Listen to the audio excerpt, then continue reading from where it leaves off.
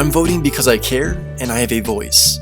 I care about immigration, racism, healthcare policies, the rights of the LGBTQ+ community, education, our economy, and freedom. Having a vote is having a say.